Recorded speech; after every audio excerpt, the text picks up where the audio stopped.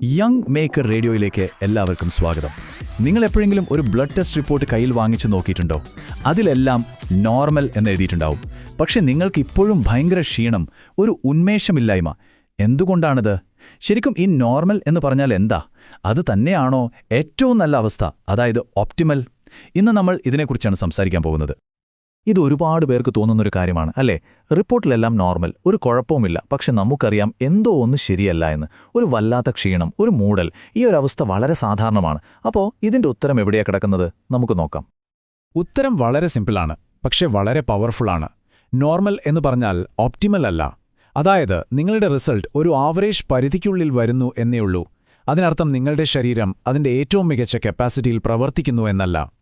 Normal എന്ന് പറയുന്നത് ചിലപ്പോൾ വെറും സർവൈവലാണ്, പൂർണ്ണമായ ആരോഗ്യമല്ല. ശരി, അപ്പോൾ നമുക്ക് കുറച്ചുകൂടി ഡീപ്പായിട്ട് ഇതിലേക്ക് പോകാം. ഇവിടെയാണ് കൺവെൻഷണൽ മെഡിസിനും ഫങ്ഷണൽ മെഡിസിനും തമ്മിലുള്ള വ്യത്യാസം വരുന്നത്. രസകരമായ കാര്യം എന്താണെന്ന് വെച്ചാൽ, ഇവർ രണ്ടുപേരും ഒരേ ബ്ലഡ് ടെസ്റ്റുകളാണ് ഉപയോഗിക്കുന്നത്. പക്ഷേ ആ റിസൾട്ടുകളെ നോക്കിക്കാണുന്നത് രണ്ട് വ്യത്യസ്ത ലെൻസുകളിലൂടെയാണ്. ലക്ഷ്യങ്ങളും രണ്ടാണ്. ഇവിടെ നോക്കൂ, ഈ വ്യത്യാസം വളരെ ക്ലിയറാണ്. കൺവെൻഷണൽ മെഡിസിൻ ചോദിക്കുന്നത് നിങ്ങൾക്കെന്തെങ്കിലും അസുഖമുണ്ടോ, ഒരു രോഗം ഡയഗ്നോസ് ചെയ്യാൻ പറ്റുമോ എന്നാണ്. അതേസമയം ഫങ്ഷണൽ മെഡിസിന്റെ ചോദ്യം ഇതാണ്: നിങ്ങളുടെ ശരീരം ഏറ്റവും മികച്ച രീതിയിലാണോ പ്രവർത്തിക്കുന്നത്? കണ്ടില്ലേ, ഒരേ ടെസ്റ്റ്, പക്ഷേ ചോദ്യങ്ങൾ എത്ര വ്യത്യാസമാണ്.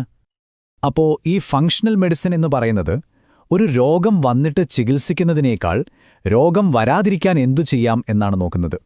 പ്രശ്നങ്ങളുടെ തുടക്കം എവിടെയാണെന്ന് കണ്ടെത്താൻ ശ്രമിക്കുന്നു. ഒരു ചെറിയ ലക്ഷണം പോലും, ഒരു ചെറിയ മാറ്റം പോലും അവർ ശ്രദ്ധിക്കും. കാരണം വലിയൊരു പ്രശ്നമാകുന്നതിന് മുൻപ് അതിനെ പിടിക്കാൻ വേണ്ടിയാണിത്. ചുരുക്കത്തിൽ, നിങ്ങൾക്ക് അസുഖമുണ്ടോ എന്നല്ല, നിങ്ങൾ ശരിക്കും ആരോഗ്യത്തോടെയാണോ ഇരിക്കുന്നത് എന്നാണ് ചോദ്യം. ഓക്കെ, അടുത്തത് നമ്മൾ നോക്കാൻ പോകുന്നത് ഈ നോർമൽ റേഞ്ചുകൾ എങ്ങനെയാണ് ഉണ്ടാക്കുന്നത് എന്നാണ്. ഇതിന്റെ പിന്നിൽ ഒരു ചെറിയ ട്വിസ്റ്റുണ്ട്. അത് മനസ്സിലാക്കുമ്പോഴാണ് ഈ മുഴുവൻ കാര്യവും നമുക്ക് ക്ലിയർ ആവുന്നത്. എപ്പോഴെങ്കിലും ആലോചിച്ചിട്ടുണ്ടോ ഈ നോർമൽ റേഞ്ചുകൾ? ഇപ്പോൾ ഷുഗറിന് ഇത്ര മുതൽ ഇത്ര വരെ, തൈറോയിഡിന് ഇത്ര മുതൽ ഇത്ര വരെ എന്നൊക്കെ ആരാണ് തീരുമാനിക്കുന്നത്? എവിടെ നിന്നാണ് ഈ നമ്പറുകൾ വരുന്നത്? ഇതിന്റെ രീതി കേട്ടാൽ വളരെ സയന്റിഫിക്കായിട്ടൊക്കെ തോന്നും. ഒരു വലിയ ജനസംഖ്യയുടെ, അതായത് ആയിരക്കണക്കിന് ആളുകളുടെ ബ്ലഡ് ടെസ്റ്റ് റിസൾട്ടുകൾ എടുക്കും.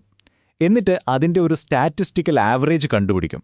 സാധാരണയായി നടുക്കുള്ള 95% ആളുകൾ വരുന്ന ആ ഒരു റേഞ്ചിനെയാണ് നോർമൽ എന്ന് വിളിക്കുന്നത്.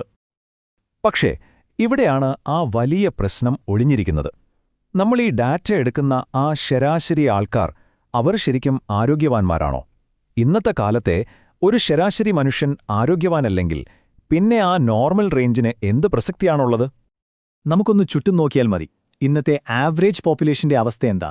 ഭൂരിഭാഗം പേർക്കും നല്ല സ്ട്രെസ്സുണ്ട്, ഉറക്കം ശരിയല്ല, ശരീരത്തിൽ ചെറിയ തോതിൽ ഇൻഫ്ലമേഷനുണ്ട്, ഇൻസുലിൻ റെസിസ്റ്റൻസ്, പല പോഷകങ്ങളുടെയും കുറവ്.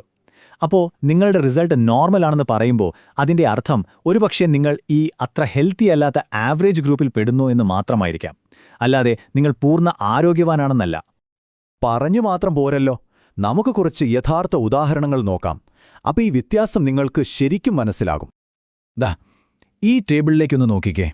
3 കോമൺ ടെസ്റ്റുകളാണ് ഇവിടെയുള്ളത്: fasting blood sugar, vitamin D, പിന്നെ തൈറോയിഡ് TSH. കൺവെൻഷണൽ റേഞ്ചുകൾ കണ്ടോ? വളരെ വലിയൊരു ഗ്യാപ്പുണ്ട്.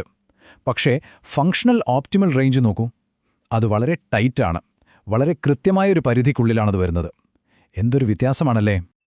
ഇനി നമുക്ക് തൈറോയിഡിന്റെ TSHന്റെ കാര്യം തന്നെ എടുക്കാം. കൺവെൻഷണൽ റേഞ്ച് അനുസരിച്ച് 4.5 വരെ നോർമലാണ്. അപ്പം നിങ്ങളുടെ റിസൾട്ട് 4 ആണെങ്കിൽ ഡോക്ടർ പറയും ഒരു കുഴപ്പവുമില്ല.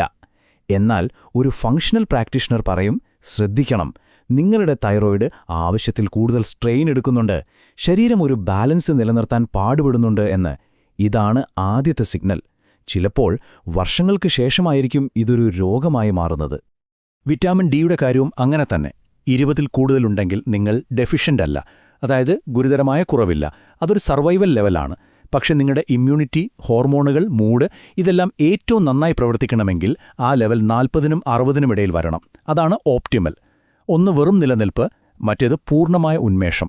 അതാണ് വ്യത്യാസം. ഇതെല്ലാം കൂടി ഒന്നുകൂടി എളുപ്പത്തിൽ മനസ്സിലാക്കാൻ ഒരു സിമ്പിൾ ഉദാഹരണം പറയാം. ഈ രൂപമ കേട്ടു നോക്കൂ.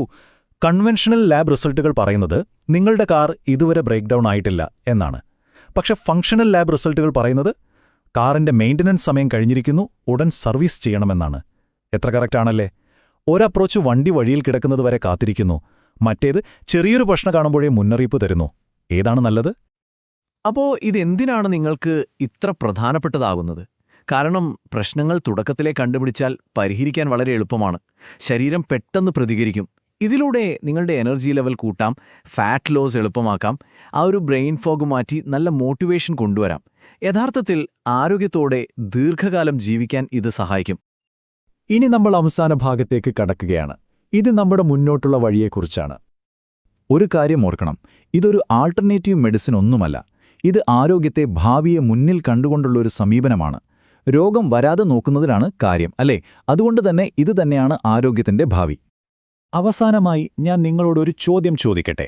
ചിലർ എല്ലാത്തിനും തെളിവുകൾ വരാൻ കാത്തിരിക്കും. കാര്യങ്ങൾ കൈവിട്ടു പോകുമ്പോഴേ അവർ പ്രതികരിക്കും. മറ്റു ചിലർ നേരത്തെ തന്നെ കാര്യങ്ങൾ മനസ്സിലാക്കി പ്രവർത്തിക്കും. നിങ്ങളുടെ ആരോഗ്യത്തിന്റെ കാര്യത്തിൽ നിങ്ങൾ ഏത് ഗ്രൂപ്പിലാണ്? ഇതിനെക്കുറിച്ചൊന്ന് ചിന്തിക്കുക.